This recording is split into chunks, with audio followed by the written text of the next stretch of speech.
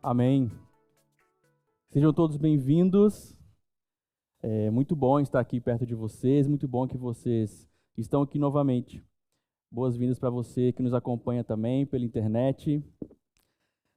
Se você não me conhece ainda, meu nome é Lude, eu sou o marido da Carol, sou presbítero aqui nessa igreja e vou trazer a palavra para vocês aqui hoje. Eu queria começar orando. Convido você a baixar sua cabeça onde você estiver. Deus, nós estamos aqui mais uma vez para receber a Tua mensagem, Deus, ao nosso coração, para falar da Tua palavra, que nós estejamos, ó Deus, com o coração aberto para a ação do Teu Espírito, que estejamos com as mentes abertas, ó Deus, para receber a Tua instrução, que ela faça diferença na nossa vida, que de fato nós possamos sair daqui transformados com a Tua palavra. Em nome de Jesus, nós choramos. Amém. Bem, nós estamos nesse mês de julho numa série de pregações sobre o livro de Ruth. E nós finalizaremos hoje o capítulo 2. Semana passada o Eduardo Ross começou o capítulo 2, foi até quase no final, e hoje nós completaremos. Nós estamos agora num momento muito marcante da vida dessas duas mulheres. Esse momento vai mudar, vai transformar o humor desse livro hoje. Mas antes eu queria começar contando um relato, uma história diferente para vocês.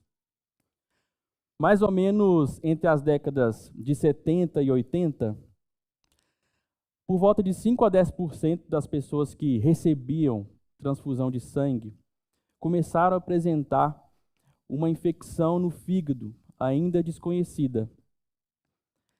E essa infecção não era o que as pessoas conheciam, o vírus da hepatite A, o vírus da hepatite B, e começou-se uma pesquisa por trás do que estava acontecendo.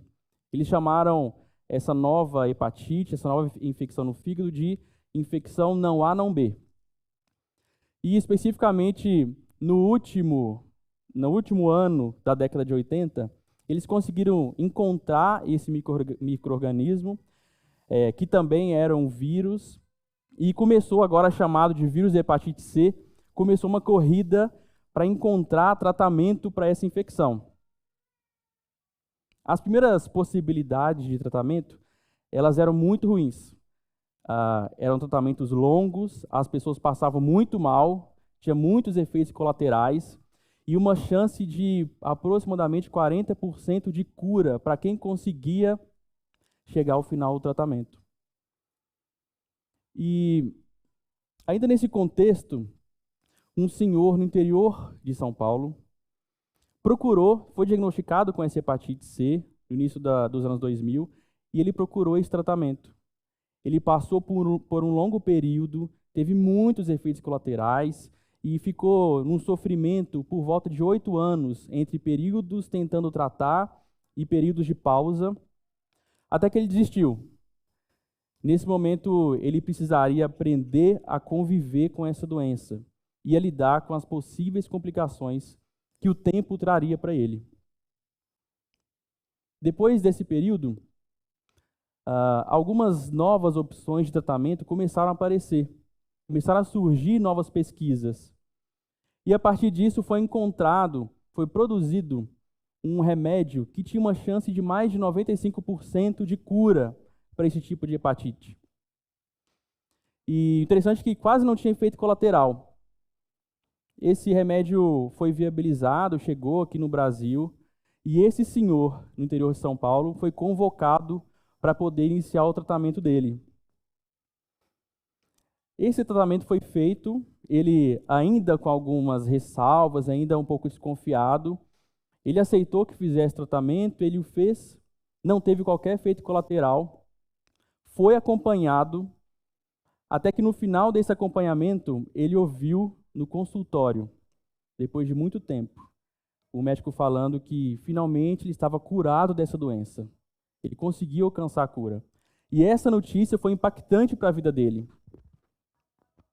Ele saiu do consultório já avisando para a família, querendo contar para as pessoas, e foi uma boa notícia de um tratamento que deu certo e de uma cura alcançada, que fez diferença na vida dele, que mudou a perspectiva da vida dele.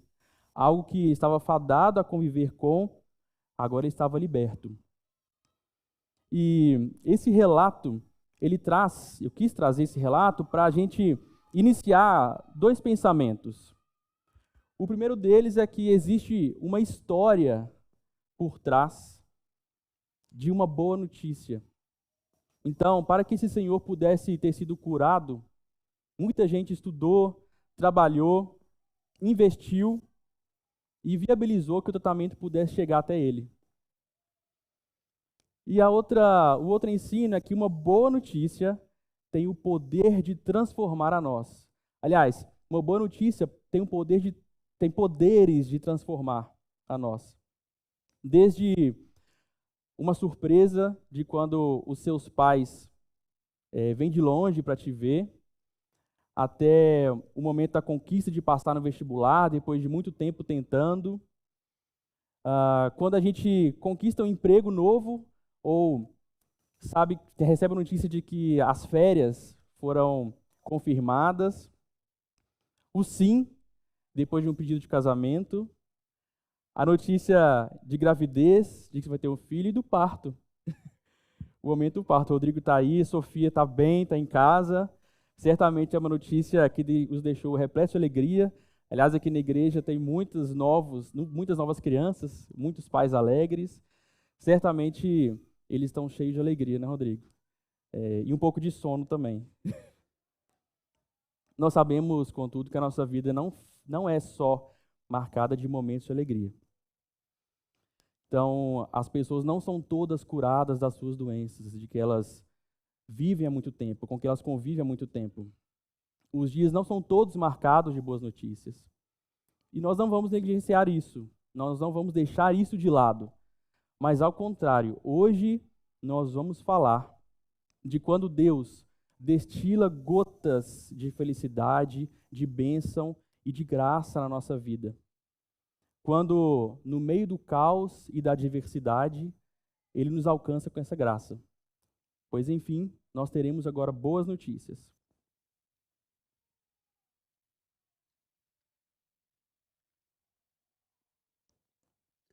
Interessante que a nossa felicidade, ou nós podemos também nos gloriar, mesmo nos momentos de tribulação. Lá em Romanos, Paulo fala sobre isso, escreve sobre isso, que mesmo nos momentos de tribulação nós podemos gloriar, porque o momento de dificuldade e de tribulação, ele produz em nós perseverança, e a perseverança produz experiência, e a experiência produz esperança.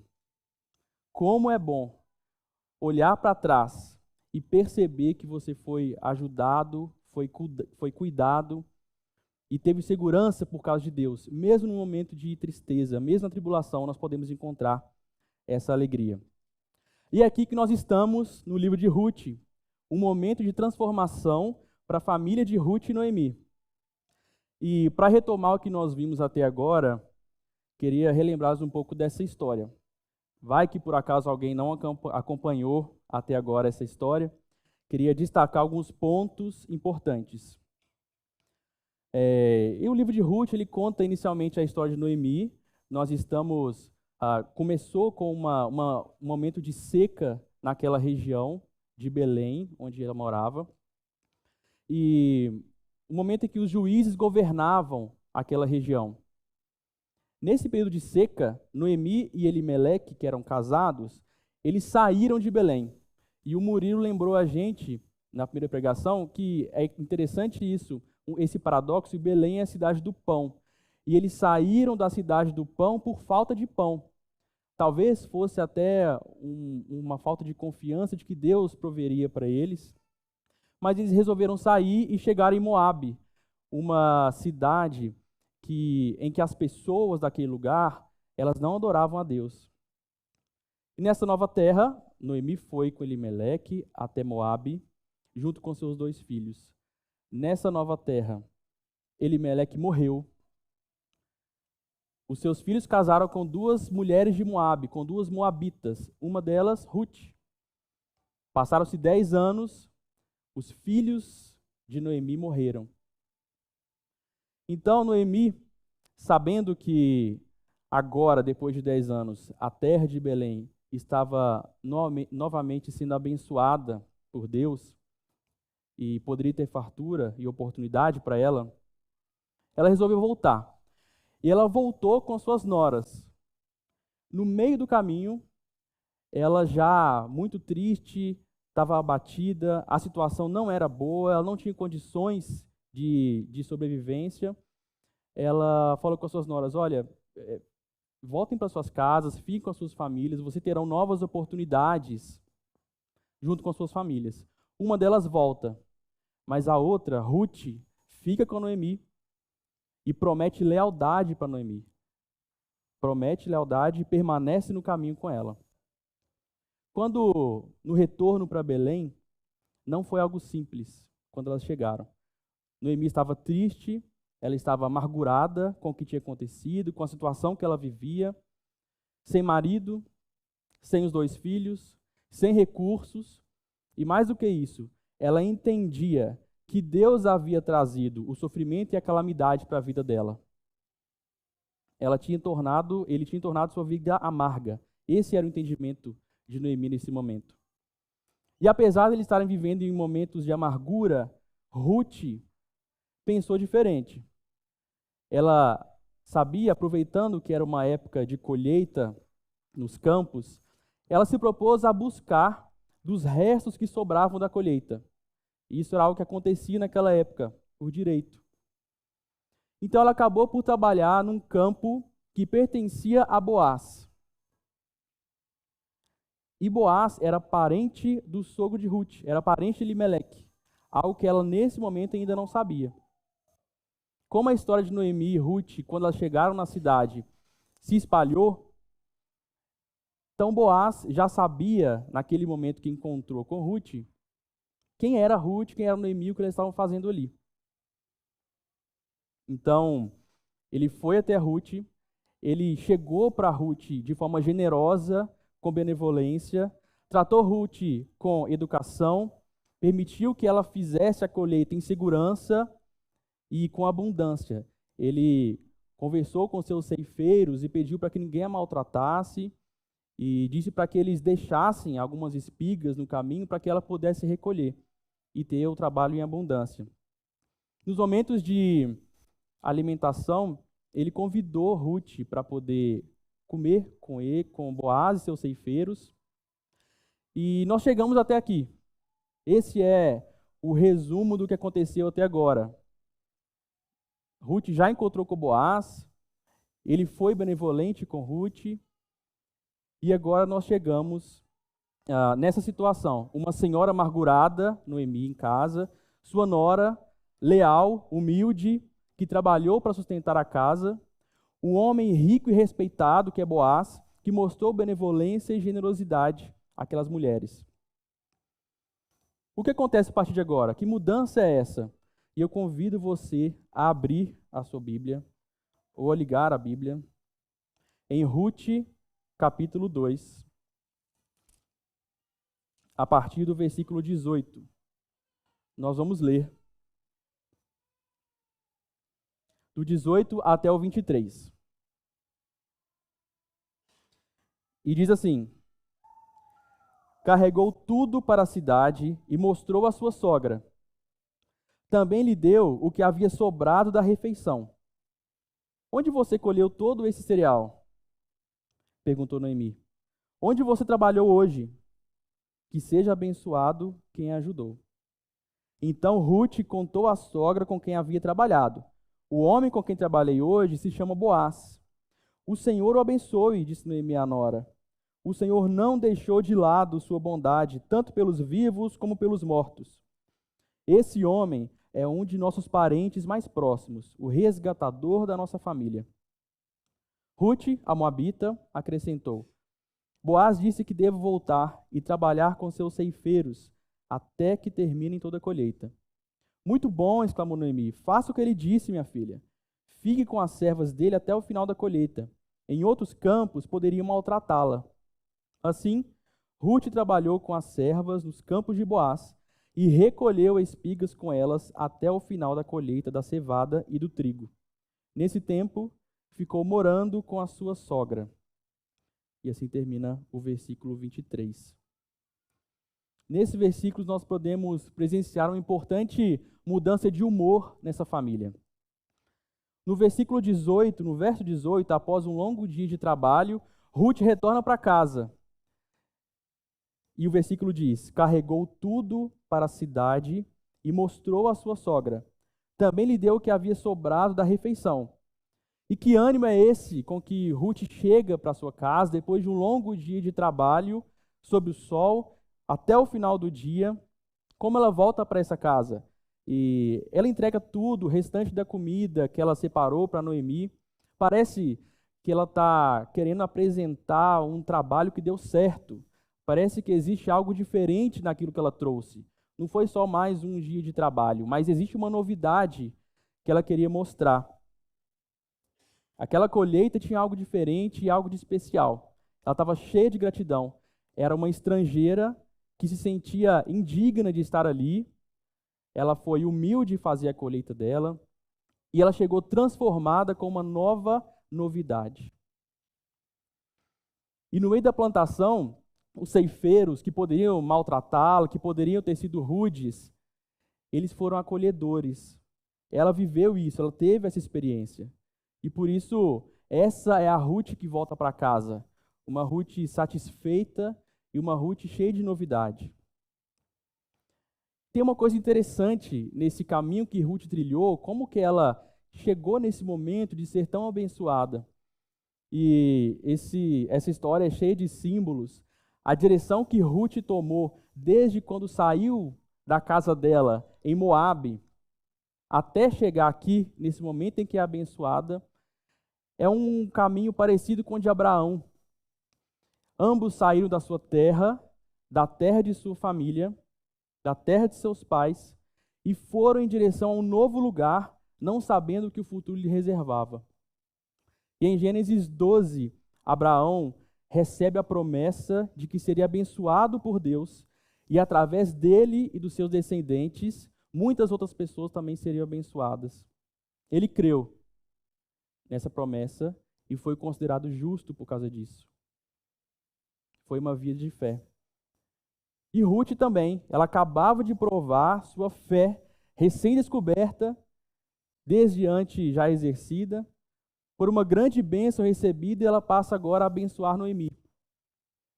A colheita que ela trouxe nos seus braços, a comida que ela pôde compartilhar com a sua sogra, ela havia prometido ser leal, e ela cumpre a promessa que ela fez. A pessoa que é transformada por Deus, ela enxerga o mundo em sua volta. Ela reconhece as necessidades e ela tenta suprir conforme pode fazer. Esse é o versículo 18. E o que Noemi enxerga? Como ela reage ao retorno de Ruth? No versículo 19, ela pergunta: onde você colheu todo esse cereal? Onde você trabalhou hoje? Que seja abençoado quem te ajudou. Então Ruth contou à sogra com quem havia trabalhado: o homem com quem trabalhei hoje se chama Boaz. O versículo começa com Noemi fazendo as perguntas a Ruth, interessada no fruto que Ruth tinha trazido. Foi o resultado do trabalho que a nora trouxe que chamou a atenção de Noemi. O fruto é evidência de transformação. Jesus, quando ensina para as multidões sobre falsos profetas, ele nos lembra que pelo fruto eles serão conhecidos. E não apenas os falsos profetas, mas ele continua dizendo que as boas árvores produzem bons frutos. E sim, as árvores somos nós. As pessoas veem os frutos que produzimos. Elas podem nos reconhecer pelo que nós apresentamos. E que fruto nós apresentamos? No trabalho, em casa, no trânsito? São frutos de paz? São palavras abençoadoras? São ações que manifestam a graça de Cristo e o caráter de Cristo? O que as pessoas têm visto quando elas olham para a gente? E será que elas têm interesse de nos conhecer ou de saber de onde vêm os frutos que nós apresentamos para elas? Da mesma forma que Noemi perguntou para Ruth, Noemi teve esse interesse. Ela poderia ter apenas agradecido a Ruth. Foi algo muito bom que ela fez. Muito obrigado. Mas a novidade despertou em Noemi um interesse maior. E agora, ela quer bem dizer a pessoa que fez isso. Ela quer reconhecer quem foi esse grande ajudador. E Ruth, sem titubear, revela a Noemi: o homem com quem trabalhei se chama Boaz. Como os frutos que nós geramos são evidência da nossa transformação. Agora no versículo 20, Noemi continua: o Senhor o abençoe. O Senhor não deixou de lado a sua bondade, tanto pelos vivos como pelos mortos. Esse homem é um de nossos parentes mais próximos, o resgatador da nossa família. E agora, Noemi não muda só o humor, mas muda a perspectiva de vida em uma nova esperança. O que está acontecendo aqui move o coração de Noemi. É o coração da sogra. É uma mulher que deixa de murmurar para exaltar a Deus. Ela havia antes atribuído a Deus a calamidade em que ela vivia, todo o seu infortúnio. E pela primeira vez, ela abre a boca para bendizer a Deus. Esta é a mudança. Ela bendiz a Boaz, ela bendiz a Deus, e o seu pessimismo doentio é curado quando ela vê a doce providência divina sorrindo de volta para ela. Ela passou da condição de amargurada para uma condição de abençoadora. Que transformação! Mas por que tudo isso? O que tem nesse resgatador ou em Boaz que pode, de fato, ter mudado essa perspectiva dela? Ela logo explica. Boaz é um dos parentes mais próximos e resgatador daquela família. O que é isso? Naquele contexto, havia duas situações. Uma é um regulamento sobre os costumes referentes ao casamento. Quando o homem da casa morria, era o levirato. E alguém deveria, e nesse caso de Ruth, o parente mais próximo, deveria casar-se com a viúva para poder dar continuidade para aquela família. Existia ainda uma outra situação, uma outra circunstância, que o parente mais próximo deveria ser o protetor da propriedade, o remidor da propriedade e da pessoa que não tinha mais condições de sustento. Era o remidor ou Goel. Nesse caso, Boaz poderia ser o levir e o Goel da família de Ruth e Noemi. Ele seria o resgatador daquela família. E por isso Noemi percebeu o verdadeiro significado daquele encontro entre Boaz e Ruth. Não foi a sorte que conduziu Ruth até o campo de Boaz, mas uma agenda traçada no céu. E a agenda de Deus, ela é superior e ela prevalece sobre os nossos planos. Quantas vezes nós fomos surpreendidos por Deus? Quantos planos nós traçamos e eles foram frustrados porque Deus havia preparado algo diferente para nós? Quantas vezes nós achamos que a vida não está boa, não está do jeito que nós queríamos, mas depois nós percebemos o caminho que Deus tinha traçado, de cuidado, de segurança, de graça, e como isso transforma a nossa mente. Certamente Deus quer o melhor para nós. Ele faz o melhor para nós.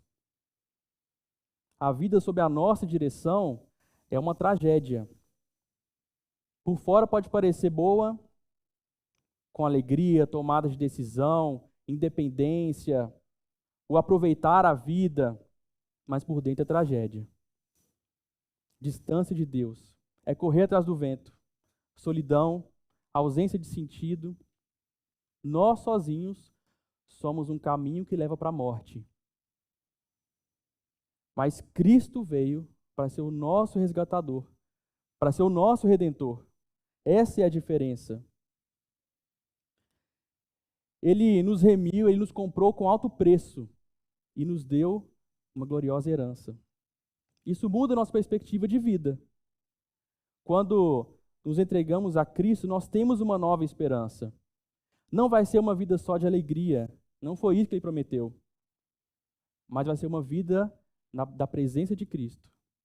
Uma vida de confiança, de esperança. Nós podemos trilhar nesse caminho segurando a mão de Cristo. Nós podemos estar com Cristo, olhar para Ele nos dias de campos verdes. Nós podemos olhar para Cristo e não temer o mal quando nós passarmos pelo vale da sombra e da morte. E nós então poderemos encontrar com Cristo e sentar à mesa e cear com Ele, o nosso protetor. Ele é o nosso resgatador. Por isso, a segurança de Noemi não foi só porque não se baseou só na bondade e no amor de Boaz. Ela sabia que tinha algo além. Foi o princípio de redenção que Deus havia escrito na sua palavra, que deu a Noemi a certeza de que Boaz a resgataria. E confrontada com essas evidências, o ceticismo de Noemi dá lugar a júbilo, a alegria e a esperança. Especialmente à medida que ela consegue enxergar uma luz no fim desse túnel, desperta no horizonte. Deus é o motivo da mudança dela. E nesses próximos 3 versículos, 21 a 23, nós veremos que a misericórdia de Deus, de fato, vai além do que nós imaginamos. A gente talvez pensa que entende o quanto Deus é benevolente, o quanto Deus é gracioso, mas a misericórdia dele vai além. Ela tem uma extensão temporal na nossa vida e uma profundidade que molda o nosso caráter. E no verso 21, Ruth acrescenta: Boaz disse que devo voltar e trabalhar com seus ceifeiros até que terminem toda a colheita. É a graça de Deus que vai além do que elas imaginavam. Ela poderia pensar, Noemi poderia pensar que foi um encontro ocasional de um dia, mas isso ainda seria maior. Os encontros ainda seriam outros. Então as oportunidades estavam de fato abertas. Ruth voltaria ainda para aquele campo. Ela tinha terminado o trabalho naquele dia, em segurança, mas nós já vimos aqui que Ruth era proativa, ela era trabalhadora. Agora, ela poderia ser intencional nessas atitudes do trabalho dela. E o interessante é que conhecer o resgatador e saber dessa história não gerou em Ruth passividade ou acomodação, mas gerou vontade de que aquilo aconteça. É interessante que essa novidade fez com que Ruth voltasse e quisesse contar isso para a sogra dela.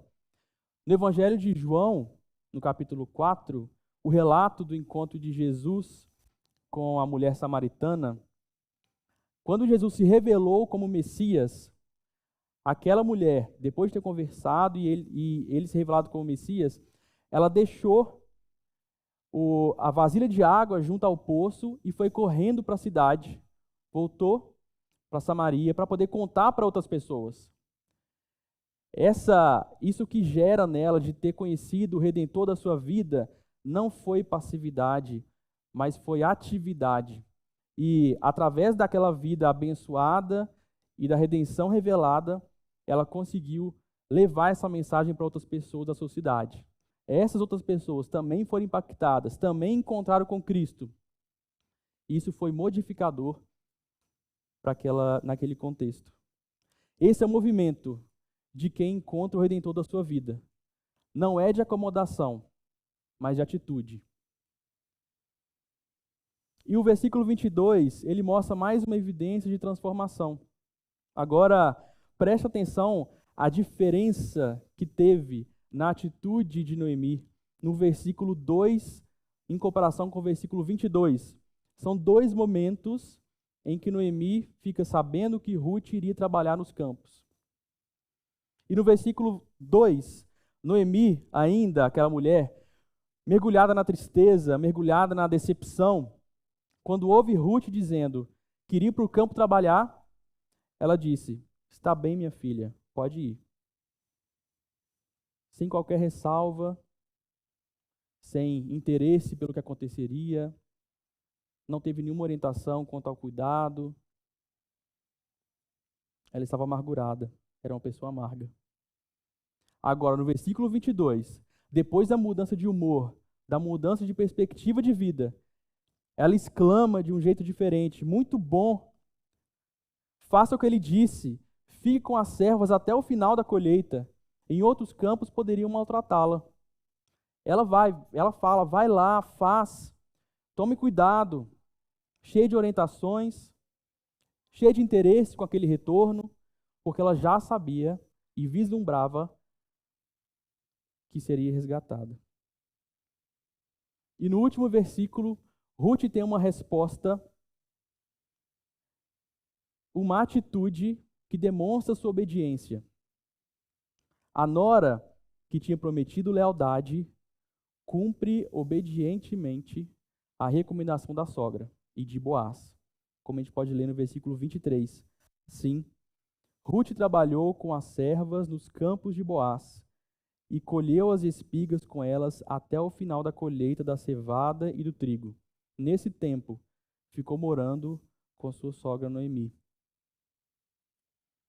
Ela também poderia ter ficado acomodada, ela poderia ficar tão feliz e não ir no dia seguinte, mas ela foi. E ela foi em obediência. Mais uma evidência da gratidão que ela teve após a transformação que Deus tinha feito na vida delas. E o que nós podemos aprender com esses versículos, com esses 5 versículos, que contam sobre esse momento de mudança na vida dessas mulheres? Que valores Ruth demonstrou até agora? Uma pessoa que prometeu lealdade e cumpre a promessa de forma responsável, que trabalhou com humildade, entendendo que era indigna de qualquer benefício, mas recebeu o cuidado de Boaz, que sem medidas levou essa boa notícia para sua sogra, compartilhou os alimentos que ela tinha recebido. Uma moabita que saiu da sua terra em direção a Belém, sem saber o que lhe reservava, que agiu com fé. Agora ela poderia reconhecer o seu resgatador, e ela continua trabalhando em obediência. E quais valores Noemi pode ensinar para a gente nesses versículos? Que ela demonstrou uma mulher que no momento de amargura recebeu uma notícia de esperança. Ela poderia ter continuado como estava, ela poderia não ter acreditado, mas ela abriu seu coração para essa novidade de vida. Ela foi sensível à mudança. Ela relembrou a aliança que Deus fez com seu povo. Com confiança, ela pode olhar para Deus. Ela pode bendizer o seu nome. Por isso ela foi grata e atenta a essa mudança. É uma história cheia de símbolos, em que Boaz, como o Ross nos lembrou na semana passada, é um tipo de Cristo. De forma generosa, ele trouxe esperança e transformação para a vida daquelas mulheres. E Ruth é um tipo de igreja. A mesma pessoa que saiu da sua terra sem saber o que lhe esperava, como Abraão, agora pode ser um tipo de igreja. Ela teve um encontro com o Redentor e ela compartilha dessa redenção com as outras pessoas. E por fim, mais do que os símbolos que essa história traz, ela precisa fazer sentido na nossa vida, na nossa realidade. Assim como por trás daquele senhor do interior de São Paulo que tinha recebido a cura, uma história de pesquisa, de trabalho, de estudo, de viabilidade tinha acontecido para que aquele momento chegasse na vida dele. A história de Ruth também nos afeta, porque ela faz parte de uma grande história de redenção da humanidade. É isso que nós podemos ver. Hoje nós estamos incumbidos de levar essa boa nova, levar essa mensagem compartilhada para o mundo. Cristo é a nossa mensagem. Deus nos deixou portadores dessa boa nova que nos transforma e ilumina o mundo. E o que estamos fazendo com essa luz que está em nossa mão? Nós estamos de fato iluminando? Em Mateus 5, de 14 a 16, Cristo diz: vocês são a luz do mundo. Não se pode esconder uma cidade edificada sobre um monte, nem se acende uma candeia para depois colocá-la num cesto. Pelo contrário, ela é colocada sobre um pedestal, de onde ilumina todos os que estão na casa. Da mesma forma, suas obras devem brilhar, para que todos as vejam e louvem seu Pai que está no céu. Que boa notícia de que Jesus morreu em nosso lugar e derramou seu sangue para nos salvar. E a sua ressurreição trouxe a redenção para nós. E ela alcança o coração de quem ainda não entendeu essa mensagem. Que nós sejamos esse braço dessa boa nova que acolhe o necessitado, dessa boa notícia. Que nós, de fato, possamos chorar com quem está abatido, nos alegrar com quem está feliz, que nós possamos mostrar o caráter de Cristo através da nossa vida. Seja na família, no trabalho, na escola, no trânsito, com as nossas atitudes. E que esses frutos gerados por essa nova esperança e essa nova vida despertem as pessoas que estão ao nosso redor. Se você é a pessoa que entende que essa boa notícia te alcançou também, você pode nos procurar. Nós estamos aqui à sua disposição. Depois do culto, pela internet, pelas redes sociais. E que a nossa igreja, de fato, seja composta de pessoas que abençoam, de pessoas que têm a vida transformada e que levam essa mensagem onde estão, no seu contexto. A vida de Ruth nos ensina sobre a misericordiosa providência de Deus. Não há mérito em nós, mas todos aqueles que buscam refúgio sobre as asas do Onipotente encontram salvação. Pois a bondade de Deus nos acompanha e a redenção que nos trouxe é a mensagem que devemos compartilhar a esse mundo. Que boa notícia nós temos e que boas novas nós podemos compartilhar. Amém? Vamos orar? Fonte São Paulo, inspirando transformação pelo Evangelho.